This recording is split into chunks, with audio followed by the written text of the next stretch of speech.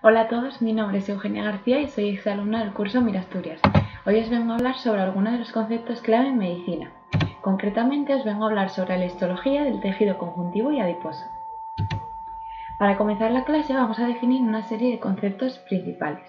La histología. ¿Qué es la histología? Pues es la parte de la biología que estudia la composición, la estructura y las características de los tejidos orgánicos de los seres vivos. ¿Y qué es un tejido? Pues un tejido es un conjunto de células, matriz extracelular y fluido corporal. El tejido conjuntivo o tejido conectivo, que es del que va a hablar nuestra clase, es el principal constituyente del organismo.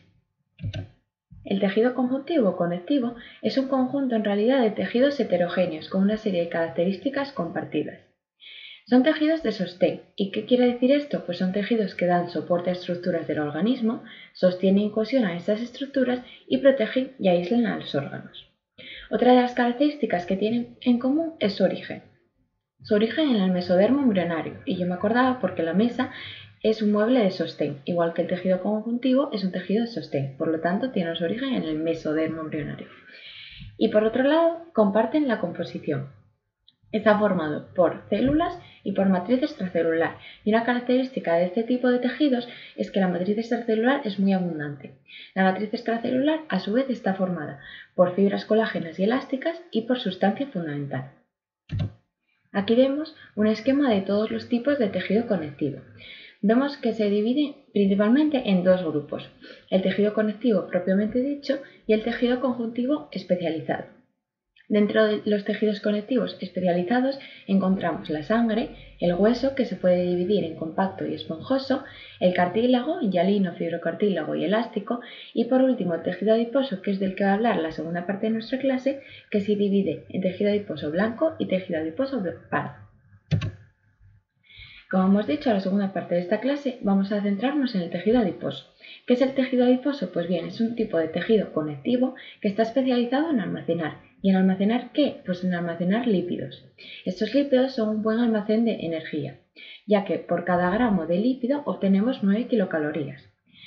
En contraposición con las 4 kilocalorías que obtenemos por cada gramo de hidrato de carbono o por cada gramo de proteína. ¿Y dónde almacenan estos lípidos? ¿Dónde se almacena esta energía? Pues en el citoplasma de los adipocitos, en gotas de grasa. Como vemos aquí en la imagen, esto es un adipocito y esto es una gran gota de grasa en su citoplasma. Aquí veríamos el núcleo del adipocito.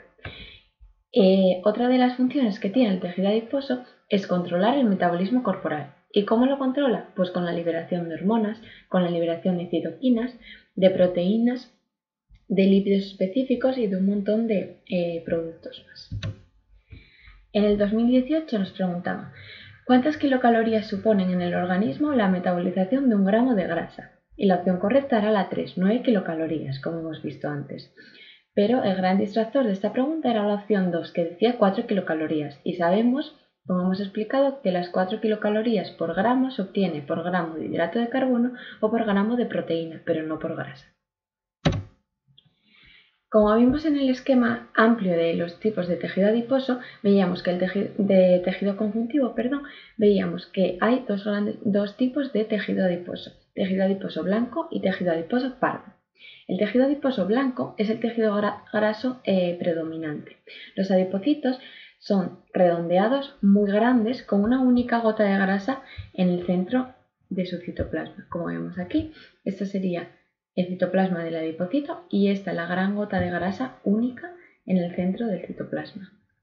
Y como vemos, el núcleo y el resto de elementos de la célula están en un fino espacio periférico. Como vemos aquí, este sería el núcleo, en la periferia de la célula. Esos puntitos aquí morados. Entre los adipocitos tenemos una fina capa de tejido conectivo laxo y es importante remarcar lo de fina capa porque en el tejido adiposo pardo, como veremos, no es fina esta capa. Y también destacar que en determinadas zonas este tejido adiposo blanco que está sometido a gran estrés mecánico forma lóbulos y estos lóbulos son grupos de adipocitos separados por láminas de tejido conectivo y a estas láminas de tejido conectivo se las conoce como septos. Y el tejido adiposo pardo, como vemos la imagen, Si observamos la imagen del tejido adiposo blanco y la imagen del tejido adiposo pardo, ya vemos la gran diferencia. Los adipocitos son multiloculares, es decir, no tienen una única gran vesícula llena de grasa, sino que tienen muchísimas vesículas en cada citoplasma llenas de grasa. Son más pequeños, el núcleo es redondeado, ya vemos que no está aplanado en la periferia como pasaban los otros adipocitos, sino que aquí es de forma más redondeada. Tiene multitud de mitocondrias en su citoplasma, con gran cantidad de citocromosidasa, y esto es lo que le daría el color pardo, de aquí viene su nombre, en fresco, esta grasa. Y entre los adipocitos tenemos tejido conectivo, pero tejido conectivo muchísimo más abundante que el que teníamos el tejido adiposo blanco. Tiene numerosos vasos sanguíneos y también está dividido en lóbulos y lobulillos. Y por último, algo que tenemos que llevarnos para casa, sobre todo es muy importante en los exámenes de histología de imágenes, porque estas dos imágenes pues, son muy características y muy fáciles de reconocer, sobre todo la de tejido adiposo blanco. Tenemos que ver que la grasa blanca, el tejido adiposo blanco, es unilocular con una gran gota de grasa de lípidos y, como hemos dicho, el núcleo en la periferia, y la grasa parda es multilocular con numerosas gotas de lípidos. Pues esto es todo, espero que os haya sido de mucha ayuda y un abrazo.